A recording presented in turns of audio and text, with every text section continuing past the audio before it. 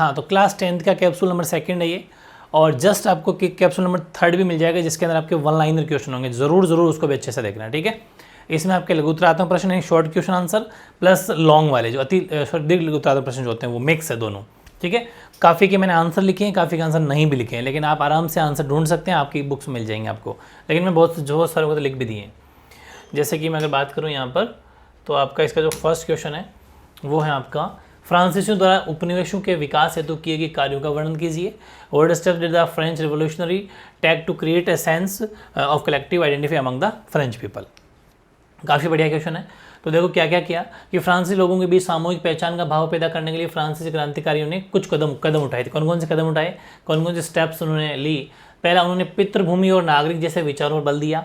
इन विचारों ने एक संयुक्त समुदाय के विचार बल दिया, जिससे एक संविधान के अंतर्गत समान अधिकार प्राप्त थे। उन्होंने एक नया फ्रांसीसी झंडा तिरंगा चुना, जिसने पहले राष्ट्रध्वज का स्थान ले लिया। उन्होंने एस्टेट जनरल का चुनाव सक्रिय नागरिक समूह द्वारा करवाया तथा उसका नाम बदलकर नेशनल असेंबली कर दिया। ये कुछ चेंजेस उन्होंने किए, आराम से इंग्लिश मीडियम वाले भी इसको पढ़ सकते हो, ठीक है। और पांचवा, उन्होंने एक केंद्रीय प्रशासनिक व्यवस्था लागू की, जिसने अपने भूभाग में रहने वाले समस्त नागरिकों के लिए एक समान कानून बनाए, ठीक है। और छठा, उन्होंने आयात निर्यात शुल्क समाप्त कर दिए, यानी जो इम्पोर्ट एक्सपोर्ट ड्यूटीज़ जो लग रही थी उसको बिल्कुल इन्होंने खत्म अबोलिश कर दिया। और नाप की एक समान व्यवस्था लागू कर दी, मतलब मेजरमेंट की एक सेम कर दिया। और क्षेत्रीय बोलियों के स्थान पर फ्रेंच भाषा को, यानी कि जो लोकल लैंग्वेज वहाँ पर जो यूज़ की जाती थी उसकी जगह उन्होंने फ्रेंच जो लैंग्वेज है ना, कॉमन लैंग्वेज की जगह फ्रेंच लैंग्वेज को उन्होंने राष्ट्रभाषा के रूप में, मतलब नेशनल लैंग्वेज के रूप में बनाया। और फ्रांसीसी क्रांतिकारियों ने यह भी घोषणा की कि फ्रांसीसी राष्ट्र का ये भाग्य और लक्ष्य है कि वह यूरोप के लोगों को निरंकुश शासन से मुक्त कराएं, अर्थात फ्रांस यूरोप के अन्य लोग जो थे ना उनके राष्ट्र के गठित होने से मदद करेगा।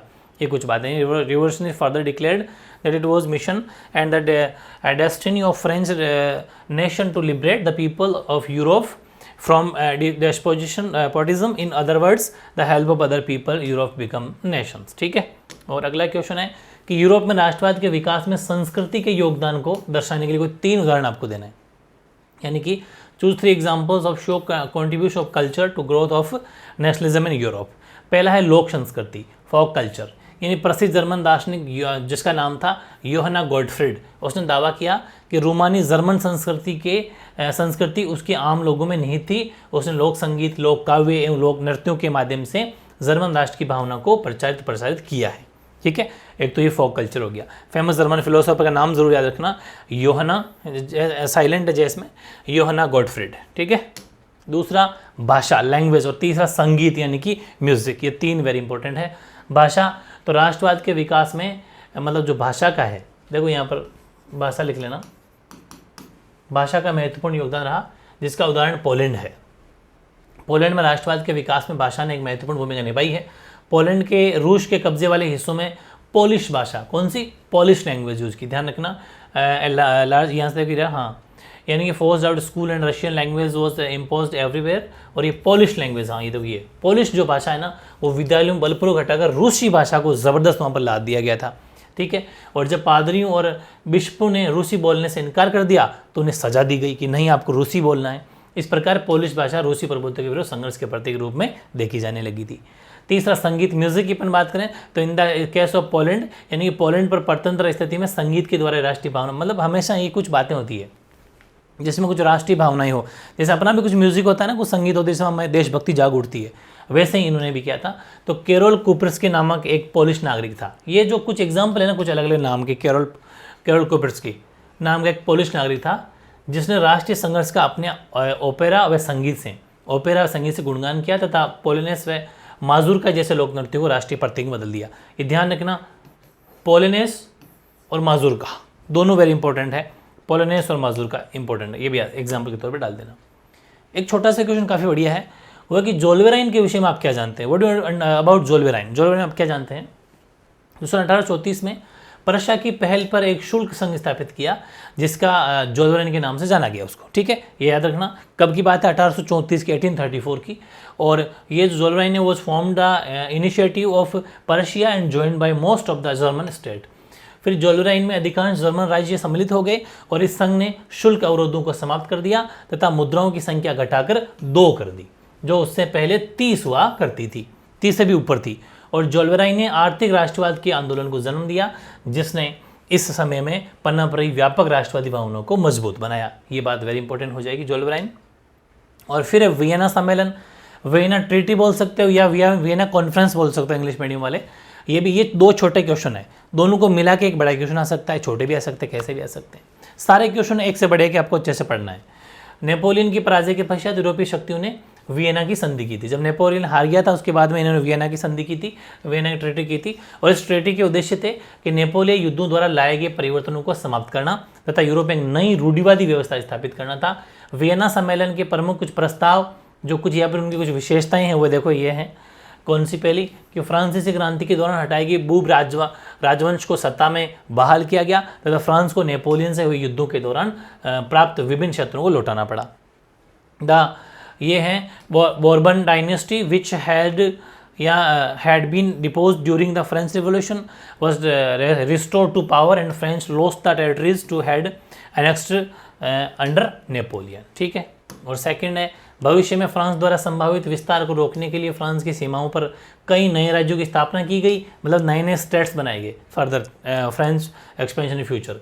तो कुछ नए स्टेट बनाए गए, series of states were set up. और इस प्रकार उत्तर में नीदरलैंड का राज्य स्थापित किया गया, नॉर्थ का नीदरलैंड बनाया जिसमें बेल्जियम सम्मिलित था, और दक्षिण में पीटमांड में जेनोवा को सम्मिलित कर दिया गया। ठीक है, दक्षिण का मतलब साउथ में। प्रशा को उसकी पश्चिमी सीमाओं पर महत्वपूर्ण नए क्षेत्र दिए गए, जबकि ऑस्ट्रिया को उत्तरी इटली का नियंत्रण सौंपा गया। नेपोलियन द्वारा स्थापित 39 राज्यों के जर्मन महासंघ को बरकरार भी रखा गया। तो काफ़ी इंपॉर्टेंट चीज़ें हैं कि आपको अच्छे से याद करनी, 39 का भी याद रखना, 39 स्टेट्स। अगला क्वेश्चन है इटली के एकत्रीकरण में मैथ्सनी का क्या योगदान था? वेरी इंपॉर्टेंट है मैथ्सनी का इंपॉर्टेंस, वेरी इंपॉर्टेंट क्वेश्चन है। Mention Mazzini's contribution in the integration of Italy. Italy का जब एकीकरण हुआ था उसमें मैथ्सनी का क्या क्या योगदान है वो देखो। तो पहले इसके बारे में जानेंगे मैथ्सनी था कौन। तो जूसेppe मैथ्सनी इटली का एक महान क्रांतिकारी नेता था। इनका जन्म 1807 ईस्वी में जेनेवा में हुआ था और ये कार्बोनारी के गुप्त संगठन का सदस्य बन गया। और मैथ्सनी ने 2 भूमिगत संगठनों की स्थापना भी की थी, यंग इटली और यंग यूरोप। ठीक है, ये 2 इसने मतलब कहता है ना यंग इटली यंग यूरोप, इसने 2 अंडरग्राउंड ऑर्गेनाइजेशन की स्थापना की थी, मतलब कहता है ना छिप के जो काम करते हैं, ओपनली बाहर नहीं आते। और इन संगठनों के सदस्य थे पोलैंड, फ्रांस, इटली, जर्मनी, ये इसके कुछ युवा सदस्य भी थे। और इसमें क्या क्या इसका इंपॉर्टेंस था, तो 4-5 पॉइंट है कि मैथ्सनी का विश्वास था कि ईश्वर की इच्छा के अनुसार राष्ट्र ही मनुष्य की प्राकृतिक इकाई होता है। वह राजशाही के विरुद्ध था तथा लोकतंत्र में विश्वास करता था। राजशाही का मतलब राजा महाराजा जैसे तानाशाही करते हैं उसके विरुद्ध था। ये हमेशा डेमोक्रेसी में ट्रस्ट करता था कि डेमोक्रेसी होनी चाहिए, एक सिस्टम, इलेक्शन होने चाहिए और अपनी इच्छा से लोगों को चुनाव करके कोई अपना नेता चुनना चाहिए। वे छोटे राज्यों में विश्वास बिल्कुल नहीं करता था। वो इटली के विभिन्न राज्यों एवं प्रदेशों को एकत्रित करके एकीकृत इटली बनाना चाहता था कि छोटे छोटे टुकड़ों में जो राज्य बढ़ जाते हैं इसमें डेवलपमेंट बोले सही नहीं होता, इकट्ठा हो जाए तो बढ़िया रह जाए, और एकीकृत गणराज्य बनाना वह चाहता था। ये एकीकरण की इटली की मुक्ति का आधार हो सकता था। और मैथ्सनी ने यंग इटली के माध्यम से इटली वासियों में राष्ट्रीयता भरी, देशभक्ति भरी और त्याग एवं बलिदान की भावनाएं उत्पन्न कर दी थी। बहुत इंपॉर्टेंट है, आराम से पढ़ सकते हो। यानी कि Mazzini created feelings of nationalism, patriotism, sacrifice among the Italians through Young Italy. ये यंग इटली एक इसका आपको पता ही अंडरग्राउंड एक कहता है ना कि छुप के काम करने वाला एक संस्था थी, इससे ये लोगों में देशभक्ति बढ़ता था। एक बहुत बड़े क्वेश्चन फिर और हो सकता है आपके लिए, गुमास्ता कौन थे? बुनकरों और गुमास्ता के बीच में झड़पें वो क्यों हुई? ठीक है, वो हु वर गुमास्ता और why were there clashes between the weavers and the gumastas. तो देखो, गुमास्ता ईस्ट इंडिया कंपनी द्वारा नियुक्त किए जाने वाले वेतनभोगी कर्मचारी होते थे जो बुनकरों पर निगरानी रखने, माल इकट्ठा करने एवं कपड़ों की गुणवत्ता जांचने का कार्य बेसिकली करते थे। ठीक है, और वे बाहरी व्यक्ति थे, गांव के साथ कोई दीर्घकालिक सामाजिक संबंध नहीं था, इसलिए उन्होंने अहंकार रूप से काम किया। पुलिस के साथ गांव में मार्च किया और आपूर्ति में देरी के लिए बुनकरों को दंडित भी किया। इसलिए बुनकरों और जो गुमास्ता थे उनके बीच में हमेशा झड़पें होती रहती थी, आम बात थी। ये मेन चीज़ आराम से गुमास्ता वाले समझ लेना। फिर जॉबर कौन थे और उनका क्या काम था? हो वॉज ए जॉबर एक्सपेंड फंक्शंस। तो उद्योगपति अपने कारखानों में नए मजदूरों की भर्ती का कार्य अपने किसी पुराने व विश्वस्त कर्मचारी के माध्यम से करते थे। जैसा होता है ना कि बिजनेस करता है तो कोई कहते हैं मेरा वो पुराना दोस्त है, उसको फ़ोन कर देंगे कि अरे भाई यार कोई 5-10 बंदे भेजना, मेरे को ज़रूरत है। तो वैसे अपना कोई विश्वस्त कर्मचारी होता था ना उनमें से, कोई भी काम करने वाले में से, तो उनमें किसी को बोल दिया जाता था कि भाई कोई भी मुझे 8-10 बंदों की ज़रूरत है। ठीक है, और जिसे जॉबर कहा जाता है। जॉबर का मतलब जॉब, एक तरीके से जॉब करने वाला, जॉब देने वाला। इन्हें अलग अलग इलाकों में सरदार या मिस्त्री आदि भी कहते थे। इनका प्रमुख कार्य अपने गांव से लोगों को लाना होता था और वे अपने गांव से लोगों को लाते भी थे और उन्हें काम का भरोसा दिलाते थे। उन्हें शहरों में जमने के लिए मदद भी देते थे, मुसीबत में पैसों की मदद भी करते थे और इस प्रकार जोबर ताकतवर और मजबूत व्यक्ति बन गया। बाद में जोबर मदद के बदले पैसे मांगने लगे और श्रमिकों की ज़िंदगी को नियंत्रण भी करने लगे। ये तो होता ही होता है कि जब थोड़ी सी किसी के हाथ में पावर आ जाती है तो फिर उसके जो बोलचाल है हाव भाव बिगड़ जाते हैं। और अगर अच्छा इंसान होता है तो उसके नहीं बिगड़ते, लेकिन कुछ ऐसे होते हैं जो ईगो में या उसमें आ जाते हैं, तो ये सब इनके साथ भी होता है। ये जोबर है। और नए उपभोक्ता पैदा करने में विज्ञापनों का क्या महत्व है, क्या इंपॉर्टेंस है, या एडवर्टीजमेंट का क्या इंपॉर्टेंस है इन जनरेटिंग न्यू कंज्यूमर्स। नए उत्पाद बहुत ज़्यादा, आज भी देखा होगा आपने, कोई भी बिजनेस होता है नए नए बड़े बड़े होर्डिंग्स लग जाते हैं और लोग उनको देख के चले जाते हैं कि by one get one free, देखा लोग चले गए, अरे यार एक के साथ एक फ्री है। उनको ये नहीं पता कि वो रेटें डबल करके आपसे ले रहे हैं। तो ये बहुत सारी चीज़ें होती है। कोई भी दुकान वाला या कोई भी चीज़ हो जो बेचता है वो कभी भी नुकसान नहीं खाए, घाटा खा के कोई नहीं बेचता। 100% उसका या तो कपड़ों में कुछ डाउट होगा, फॉल्ट होगा, कुछ ना कुछ तो है, क्योंकि कोई भी नुकसान खा के अपना काम नहीं करता। ठीक है, तो विज्ञापन विभिन्न उत्पादों को आवश्यक एवं वांछनीय बना देते हैं, वे लोगों की सोच बदल देते हैं तथा नई आवश्यकताएं पैदा कर देते हैं। समाचार पत्र, पत्रिकाओं, होर्डिंग्स, दीवारों, टेलीविजन के पर्दे पर सभी जगह विज्ञापन छापे हुए देखे होंगे आपने। यदि हम इतिहास के पीछे मुड़कर देखें तो पता चलता है कि औद्योगिकरण की शुरुआत से ही विज्ञापनों ने विभिन्न उत्पादों के बाजार के विस्तार में एक नई उपभोक्ता संस्कृति के निर्माण में अपनी महत्वपूर्ण भूमिका निर्वाह की है। तो बहुत इंपॉर्टेंस है इसका। और फिर है औद्योगिकरण से आप क्या समझते हैं, इसका प्रारंभ इंग्लैंड से ही क्यों हुआ? वेरी इंपॉर्टेंट क्वेश्चन है। क्या कारण है कि इंग्लैंड से ही इंडस्ट्री का जो है, what you understand by industrialization, और why did it begin with England? Explain, England से ही इंडस्ट्रियलाइजेशन का जो है वो शुरुआत क्यों हुई? तो पहले अपन इस औद्योगिकरण के बारे में, इंडस्ट्रियलाइजेशन के बारे में जानना चाहेंगे। औद्योगिकरण यानी उद्योगों की वृहत रूप से स्थापना उस औद्योगिक क्रांति की देन है जिसमें वस्तुओं का उत्पादन मशीनों द्वारा किया जाता है, मानव श्रम द्वारा नहीं। मतलब मशीनों से काम होता है, ह्यूमन बीइंग के द्वारा नहीं, ह्यूमन लेबर के द्वारा नहीं किया जाता। उत्पादन बड़े स्तर पर होने के कारण उसकी खपत के लिए बड़े बाजार की आवश्यकता होती है। औद्योगिकरण का प्रारंभ इंग्लैंड से होने के पीछे कुछ कारण थे। पहला, इंग्लैंड की भौगोलिक स्थिति अच्छी थी, यानी कि जोग्राफिकल लोकेशन ऑफ इंग्लैंड, वहाँ का एटमॉस्फेयर सूट करता था। दूसरा, खनिज पदार्थ की उपलब्धता, इजीली अवेलेबिलिटी ऑफ मिनरल्स। तीसरा, नई नई मशीनों का आविष्कार, इन्वेंशन ऑफ न्यू मशीन्स। और मजदूरों की उपलब्धता, अवेलेबिलिटी ऑफ वर्कर्स, और परिवहन की सुविधा, ट्रांसपोर्ट फैसिलिटी। ये कुछ 4-5 ऐसे कारण थे जिस वजह से जो है इंग्लैंड से ही जो औद्योगिकरण की शुरुआत हुई। बढ़िया क्वेश्चन। एक क्वेश्चन और कि भारतीय एवं ब्रिटिश निर्माताओं में नए उपभोक्ता पैदा करने के लिए किन किन तरीकों को अपनाया गया, लिखिए। तो explain the methods used by producers to expand their markets in the 19th century, 19वीं शताब्दी में। ठीक है, तो हिंदी मीडियम में लिख सकते हैं, 19वीं शताब्दी में लिखा हुआ नहीं क्वेश्चन में, लेकिन कोई बात नहीं, समझ जाना आप। इसमें है एक तो विज्ञापन, एडवर्टीजमेंट का सहारा लिया गया, एक लेबल लगाना, कैलेंडर, और महत्वपूर्ण व्यक्तियों के चित्र। ये वो कुछ है जो उपभोक्ता पैदा, मतलब कंज्यूमर को बढ़ाने का, उनको उपभोक्ताओं को, कंज्यूमर को ललचाने के लिए सब जो हथकंडे अपनाए जाते थे वो है। पहला, विज्ञापन। तो सीधी सी बात है, मार्केट में जो विज्ञापन करोगे, ऐड दोगे, तो सीधी सी बात है कंज्यूमर बढ़ेंगे, है ना। लोग देखेंगे अरे यार बहुत अच्छा प्रोडक्ट आया है, फिर by one get one free वाला ऑप्शन डाल दिया, 2000 की शॉपिंग के ऊपर 500 की छूट, ये सब बहुत सारे ऐसे कुछ ललचाने वाले होते हैं। इनको बड़े बड़े विज्ञापन पर डाल दिए जाते हैं, लोग विज्ञापन देख के आ जाते हैं। दूसरा, लेबल लगाना। कुछ लेबल लगाते हैं ना ऊपर, आपने देखा हो, कोई भी अपने उत्पादों के बाजार को फैलाने के लिए उत्पाद लेबल लगाने की विधि का प्रयोग करते हैं। जब मैनचेस्टर के उद्योगपतियों ने भारत में कपड़ा बेचना प्रारंभ किया तो वे कपड़ों के बंडों पर लेबल लगाते थे, लेबल, जैसे सील मोर, जैसे कुछ एप्पल देखेंगे आपने, एप्पल के ऊपर कहते हैं कि कश्मीरी एप्पल है, उसके ऊपर छोटे छोटे वो ऐसे स्टिकर जैसे लगे होते हैं, वैसे लेबल लगाने से भी लोग वो बढ़िया चीज़ है। कैलेंडर, 19वीं शताब्दी के अंत में निर्माता उत्पादों को बेचने के लिए कैलेंडर अपनाने लगे थे, कैलेंडर भी। और कुछ महत्वपूर्ण चित्र, जैसे कि देवी देवताओं के चित्र लोग अट्रैक्ट होते हैं, कि या फिर कोई बड़े कुछ किसी के, मतलब ऐसा होता है ना कि उसकी फ़ोटो देख के लोग खरीद लेते हैं। तो ये सब कुछ हथकंडे थे। काफ़ी बढ़िया क्वेश्चन हो सकता है ये भी। संसाधन क्या, उदाहरण सही समझाइए। What are resources, give the example. तो संसाधन क्या हो सकते हैं कि हमारे पर्यावरण उपलब्ध वे समस्त वस्तुएं जो हमारी आवश्यकताओं को पूरा करने में प्रयोग की जाती हैं और जिनको बनाने के लिए तकनीकी ज्ञान उपलब्ध है, जो आर्थिक रूप से संभाव्य और सांस्कृतिक रूप से स्वीकार्य है, संसाधन कहलाती है। ये डेफिनेशन हो गई रिसोर्सेज की। All items availability in our environment which are use in meeting our needs and which are available to make technical knowledge which are economically and culturally acceptable are called resource, जिसको हम आर्थिक रूप से भी और संभावित रूप से भी हम जिसको हम अडॉप्ट करते हैं वो प्राकृतिक वो अपने संसाधन कहलाते हैं। फिर यहाँ से संसाधन का अर्थ केवल प्राकृतिक तत्व ही नहीं है, अपितु मानवीय या सांस्कृतिक तत्व भी महत्वपूर्ण संसाधन होते हैं। इस प्रकार कोई भी वस्तु को मानव के लिए उपयोगी हो अथवा उपयोगिता में सहायक हो संसाधन कहलाती है। जैसे खनिज हो, तेल हो गया, मतलब मिनरल्स हो गया, मिनरल ऑयल हो गया, कोल हो गया, वाटर मिनरल, ये सब अपने इसमें आ जाते हैं, जीव जंतु वगैरह। एक छोटा क्वेश्चन हो रहा है कि फ्रेडरिक सोरियू कौन था और सतत पोषणीय विकास का क्या अर्थ है। तो देखो, फ्रेडरिक सोरियू एक फ्रांसीसी कलाकार था जिसने 1848 ईस्वी में 4 चित्रों की एक श्रृंखला बनाई थी। इसमें उसने अपने सपनों का एक संसार रचा जो उसके शब्दों में जनतांत्रिक और सामाजिक गणतंत्रों से मिलकर बना था। Frederic Sorrieu was a French artist who created a series of 4 paintings in 1848 AD. In this he created a world of these dreams which was made up of the democratic and social republic in his words.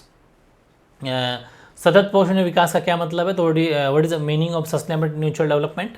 इसका मतलब है कि विकास पर्यावरण को हानि न पहुंचाए और वर्तमान विकास की जो प्रक्रिया है भविष्य की पीढ़ियों की आवश्यकताओं को की अवहेलना न करें। मतलब अभी जैसा डेवलपमेंट हो रहा है ठीक है, करने दो, लेकिन उसको अपन को फ्यूचर में देखते हुए चलना है। आने वाली पीढ़ियां भी तो यूज़ करना चाहिए, उसको नुकसान ना पहुंचे, इन सबको अपन को इसको ध्यान रखना चाहिए। वो सस्टेनेबल डेवलपमेंट कहलाता है।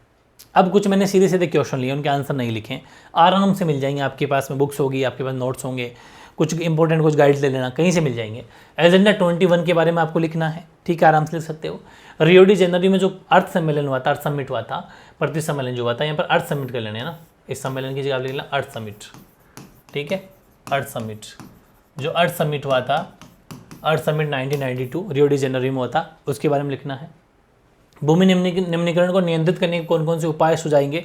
Suggest measures to control land, इसको अपन न्यूस्टिफिकेशन लिखा हुआ है इसके अंदर। वैसे आप लिख सकते हो जो लैंड का जो फर्टिलिटी खत्म हो जाती है उसके बाद उसको कैसे कंट्रोल किया जाए। और भारत में भूमि निम्नीकरण के लिए कौन कौन से कारक उत्तरदायी हैं? Which factor responsible land degrade, हाँ यहाँ पर इसको इसकी जगह भी यही लिख लेना, लैंड डिग्रेडेशन, ठीक है। तो लैंड डिग्रेडेशन का मतलब यही होता है भूमि निम्नीकरण, ठीक है, लैंड डिग्रेडेशन, ये थोड़ा सा गलत है। तो लैंड डिग्रेडेशन ऑफ इंडिया ये लिख लेना। और भारत में पाई जाने वाली मृदाओं का वर्गीकरण, जो कौन कौन सी हमारे क्लासिफिकेशन ऑफ सोइल्स इंडिया में सारी, जैसे दोमट, सारी जितनी भी 5-6 मृदाएं हैं वो सब आपको इसमें लिखना है। फिर फ्लाइंग शटल, छोटा सा क्वेश्चन, मैंने आंसर लिख दिया इसका। तो वेरी कॉमन फ्लाइंग शटल के बारे में आपको लिखना है।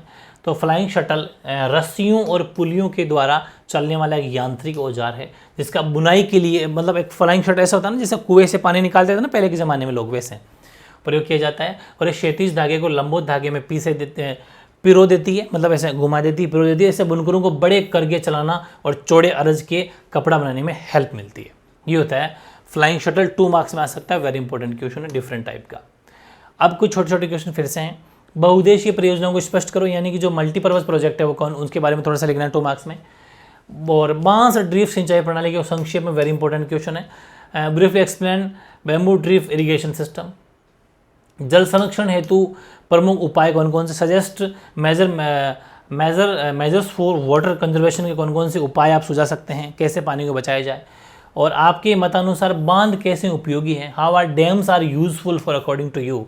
बहुत इंपॉर्टेंट क्वेश्चन है। बांध के या फिर डैम्स के आपको कुछ इंपॉर्टेंस लिखने हैं, कुछ फायदे लिखने हैं। और वर्षा जल जो होता है, यानी कि जो रेन वाटर होता है, इस वर्षा जल को इकट्ठा संग्रहण किससे कहते हैं, और वर्षा जल संग्रहण के उद्देश्य क्या क्या हो सकते हैं। मतलब बारिश के पानी को हमें क्यों स्टोर करना चाहिए, आपको सबको बताना, क्योंकि आजकल पानी की धरती जो अंडरग्राउंड वाटर वो तो काफ़ी कम हो रहा है, इसलिए मैं जो बारिश का पानी आता है, रेन वाटर को हमें इकट्ठा करके रखना चाहिए। फ्यूचर में उस पानी को अपन बड़े टैंक बनाकर उसमें स्टोर कर सकते हैं। और आजकल तो गवर्नमेंट बड़े बड़े वो आपने देखा हो खेतों में बड़े बड़े जो ऐसे टैंक बनवाती भी है फ्री में, काफ़ी सारी सब्सिडी देती है उसके ऊपर, कुछ पैसे अपना लगता है भाई गवर्नमेंट पे करती है, ताकि वो जो किसान भाई हैं वो आराम से पानी को स्टोर कर लेगा, उससे खेती भी की जा सकती है, आपने देखा होगा। तो ये भी है। और दीपा क्या है, छोटा सा क्वेश्चन है, व्हाट इज दीपा। तो छत्तीसगढ़ राज्य के बस्तर जिले एवं अंडमान निकोबार द्वीप समूह में की जाने वाली कर्तन दहन प्रणाली को दीपा कहा जाता है। छोटा सा क्वेश्चन आ सकता है। फिर कुछ क्वेश्चन और, जीन क्रांति किसे कहते हैं, कार्बनिक कृषि का आज अधिक प्रचलन क्यों है, कोई 2 कारण बताइए। यानी word is gene revolution, why organic agriculture more prevent today due two reasons, आपको आराम से लिखना है। भूदान तथा ग्रामदान से आप क्या समझते हैं, what do understand by Bhoodan and Gramdan. और कर्तन दहन प्रणाली, स्लैश एंड बर्न, कृषि के बारे में आप क्या समझते हैं? Would you understand bye slash and burn agriculture? चावल की कृषि का वर्णन निम्न बिंदु के आधार पर, चावल की जो एग्रीकल्चर है, चावल का जो खेतीबाड़ी है, कल्टीवेशन है, उसमें भी जलवायु और उत्पादक क्षेत्र के बारे में लिखना है बस, कि चावल की खेती के लिए कैसे तो क्लाइमेट चाहिए, राइस के लिए कैसा तो क्लाइमेट चाहिए, कैसा प्रोड्यूसिंग एरिया चाहिए, उत्पादक क्षेत्र कौन कौन से भारत में है जहाँ पर चावल अच्छा पैदा होता है। गेहूं की खेती के लिए आवश्यक भौगोलिक परिस्थितियों का वर्णन कीजिए, यानी कि जो अपन को describe the geographical condition necessary cultivation of wheat. गेहूं के लिए कौन कौन सी भौगोलिक, हमें कैसे पानी कितना चाहिए, कितना टेम्परेचर चाहिए, कितना तापमान, वो सब बातें इसमें आपको लिखनी है। फिर है आधुनिक लोकतांत्रिक व्यवस्था के अंतर्गत सरकार में साझेदारी के 4 रूपों का वर्णन कीजिए।